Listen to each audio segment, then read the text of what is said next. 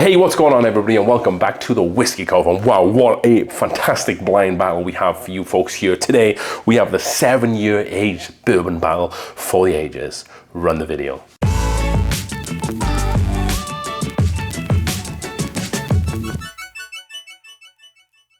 All right then, folks, thank you for joining us for another new and as always exciting episode here at the Whiskey Cove. We recently did a review on the Jim Beam Black 7-year, and I thought what a fun video it would be to have a 7-year bourbon blind battle. We have the Jim Beam 7-year Black, we have the Baker 7, and we have the Heaven Hill 7. You know, normally maybe we can throw like the Bernheim 7 in here as well. That is a wheated whiskey. However, there's not many ones that I have here at the Whiskey Cove that I thought that we could throw in.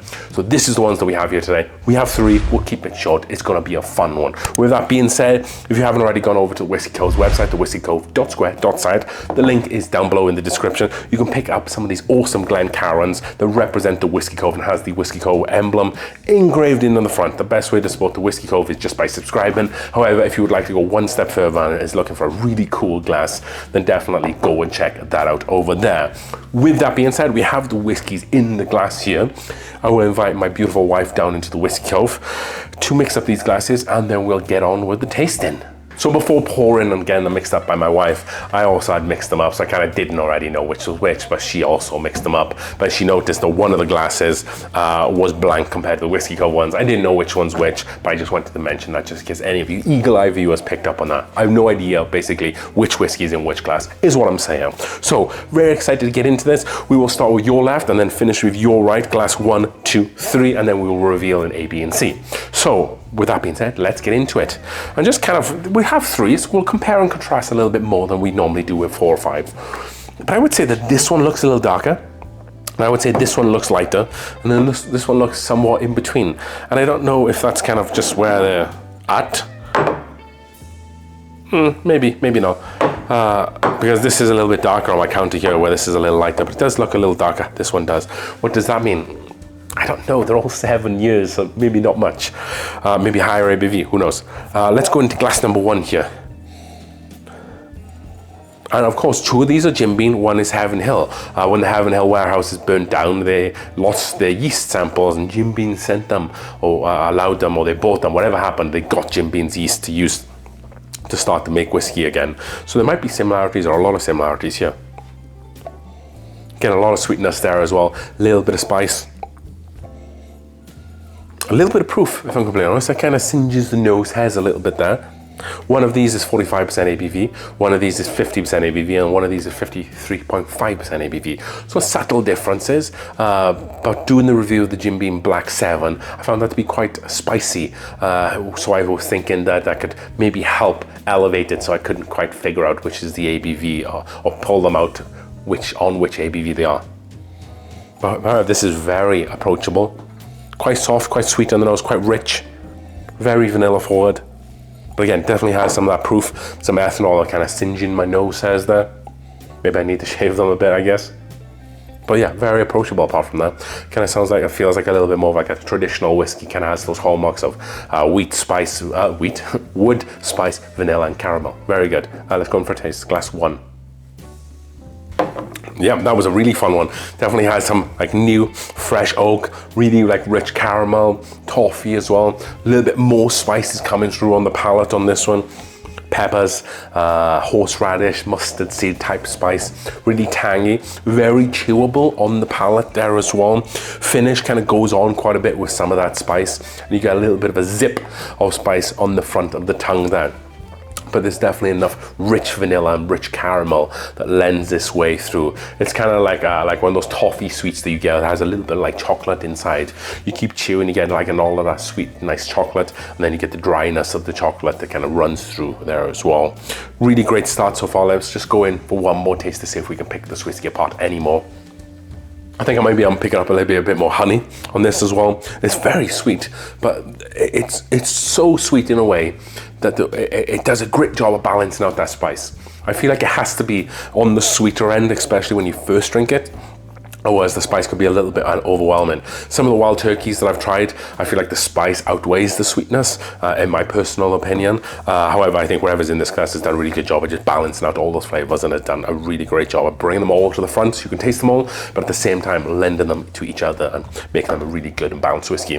Great start. That was glass number 1. Let's cleanse the palate and go into glass 2. It doesn't have as much spice on the palate straight off the bat as the first one did, or shall I say on the nose, excuse me. Still has kind of those rich notes there. This has more like a brown sugar note, maybe like more of like a double barrel toasted note, so like new toasted American oak. Feels a little bit fresher in some ways, even though it has those toasted notes. It kind of has just like a fresh toasted barrel as opposed to like an aged double oak note. Maybe like a touch of like burnt marshmallow. A little bit of wood there as well, but it's more sweet. No spice, no heat on the nose. Let's go in for a taste here. Glass 2. This one was very drinkable. I felt that up front you had a little bit of sweetness. There wasn't too much, but I felt like the wood, it lasts a lot longer with this one. You have the sweetness, but the wood is the star of the show here. Very nice wood. It has the tannin note on this one that I usually get from like 9, 10, 11 year bourbons. The Baker 7 varies in age. I'm not saying that this is the Baker 7, but that can vary in age. The one I have, I think, is 7 years, 10 months, but I've seen them go up to like 8 years and 10 months, so they can get up there. However, this one isn't one of those. With this one, there's not really any spice. You know you're drinking a bourbon with this. You know, you do have a little bit of a Kentucky hug, but again, like I was saying earlier on, the wood is the star of the show. That new charred American oak with the touch of sweetness, the touch of like a butterscotch sweetness at the front. Let's go in for another taste on glass 2 here. Yeah, this one is really great mouthfeel on this one. The wood notes really do. The tannin notes are just killing my palate in a really good way. I'm really impressed with how this whiskey is able to impart a flavor of an aged bourbon, like I said, to about 10, 11, 12 years in what is a 7-year bourbon. I think this gives me the impression that this might be a more expensive whiskey. Maybe you could tell someone that this is a $100 bottle, it is 12 years old, and that's kind of believable with this whiskey. It doesn't have much of that spice. The vanilla notes, not really there. You get more about the toasted American oak, the brown sugar, maybe like I said, the toasted marshmallow. Similar to the first one in a way, but also different. More spicy, more like rounded out with very similar notes, balancing these out. This is more about the wood, but some of those darker flavors there as well. Really interesting start with these first 2 whiskeys.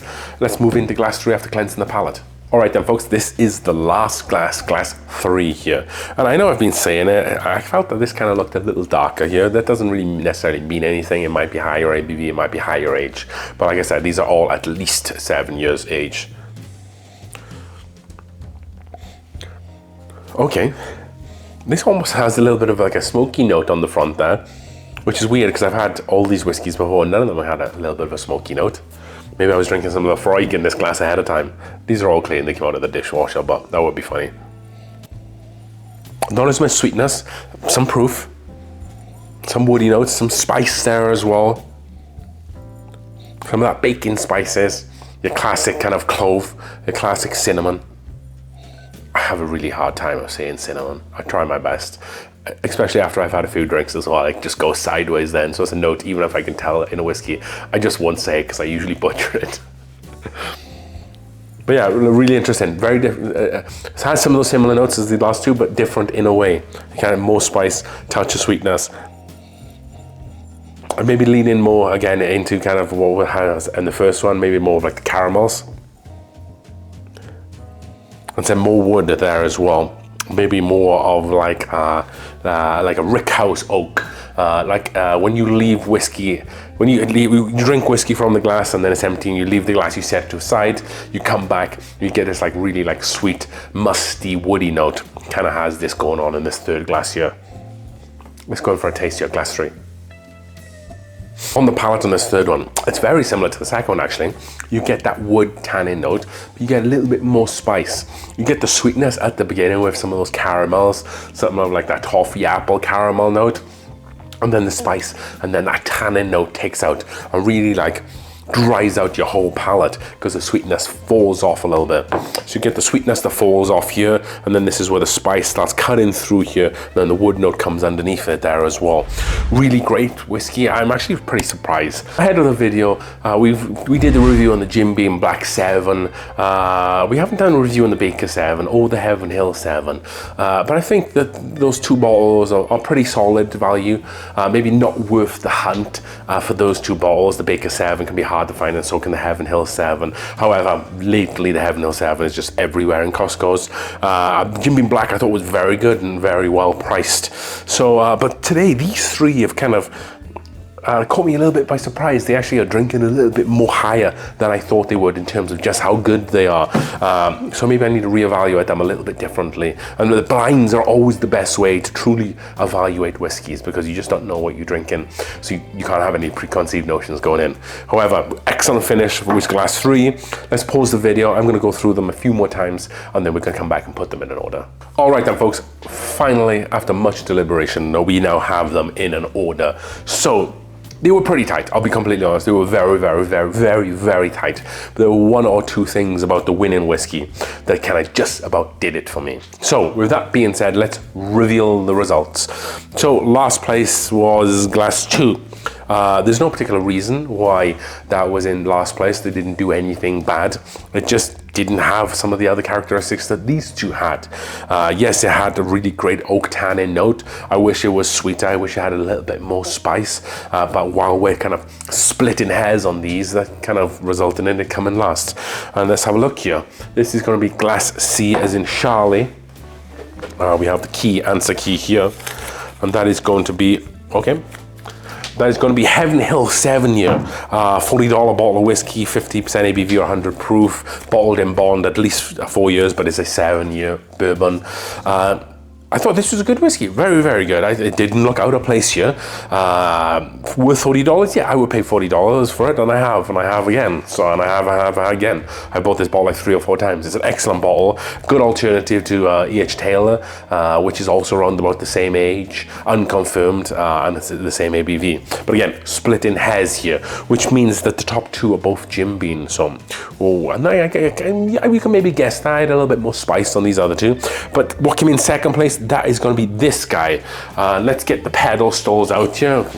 We have second place is going to be Glass 1, and that is going to be A for Apple. Let me get the answering key, which I stuck in my pocket here. Okay. And that is going to be Jim Beam Black. So Jim Beam Black is very good value for money. $30 bottle. This is $40. Baker 7 is around 50 to 60. Which we can reveal now came in first place, because of course that is the last remaining one. And let's just double check this one. That is going to be B for Bravo, which is the Baker 7. So yeah, why did Baker 7 come in with the win on this one? It just had this really nice richness. It kind of, you taste the value in it. Yes, I was saying earlier on that it was darker. I didn't try to pick out that this was the Baker 7. It is a single barrel, so yes, some of those stuff can vary from bottle to bottle, and I've had some different notes in different barrels. Some have been great, some have been okay. However, this one has been pretty good so far, as you can see by this. Again, for $50, $60, is it that much better than this? I would say no. If I was at a store, I was on a budget, or not even if I was on a budget, if I had to buy whiskey, I would probably just buy this one, because this is the best value for money on the table here. A great showing by the Jim Beam Black 7, great showing by the Baker 7, heck, a great showing by the Heaven Hill. These are all winners in my book here today, but ultimately there can only be one, and that is the Baker 7. Congratulations to the Baker 7 for winning the 7-year bourbon blind battle. As we drink on this, channel, as we say on this channel, as we drink through the world's whiskies one glass at a time, I think I'm done for the night. Cheers.